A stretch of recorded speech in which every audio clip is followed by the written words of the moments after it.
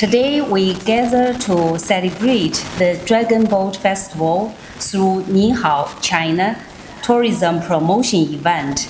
This occasion offers an opportunity to showcase the unique charm of Chinese culture and to further strengthen cultural and tourism cooperation between China and Tanzania, enhancing mutual understanding and friendship between our peoples.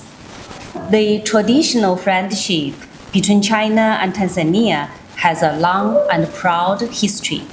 In recent years, exchanges and cooperation in culture, education, and tourism have continued to deepen, playing a positive role in enhancing mutual understanding and friendship between our two peoples.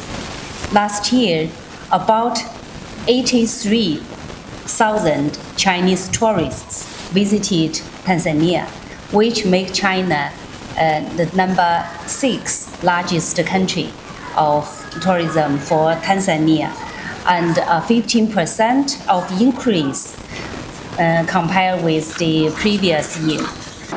Jina langu ni Dr. Gervas Kasiga, katibu mtendaji wa Bodi ya Filamu Tanzania. Na hapa leo tuko katika kituo cha utamaduni wa China hapa Upanga. Ilikuwa ni kwa shughuli moja tu, ilikuwa ambayo ni kusherehekea Dragon Boat Festival.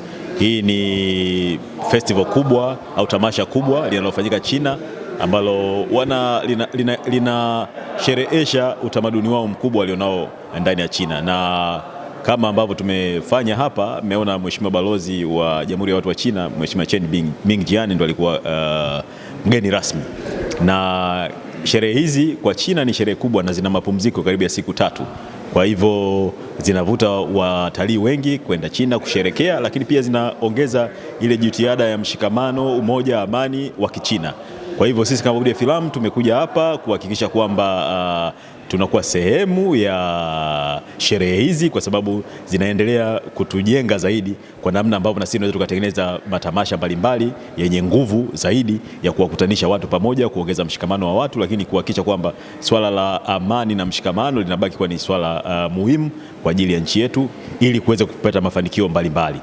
Ni mimi nawahimiza sana, hususan ni watayarishaji wadogo wa filamu, kuendelea kuja Bodi ya Filamu Tanzania, kujisajili, wapate vitambulisho, wapate ithibati ambayo itawafanya serikali iweze kutambua idadi yao, kwa sababu serikali inafanya kazi na data, na tupate data kamili ili Mheshimiwa Rais anapohangaika kutengeneza mazingira mazuri, kutengeneza mbinu mizuri kwa ajili ya tasnia yetu ya filamu, na wenyewe wawe ni sehemu ya hii keki kubwa ambayo inaendelea kupatikana kupitia mahusiano makubwa ya kidiplomasia. Na sisi Bodi ya Filamu tunaendelea kuungana na wenzetu wa China, kupeleka watu China kwenda kujifunza. Tumekwisha peleka kwa raundi ya kwanza, raundi ya pili ambayo mimi mwenyewe nimekwenda pamoja na Rais wa Shirikisho la Filamu Tanzania, Amir Rajab.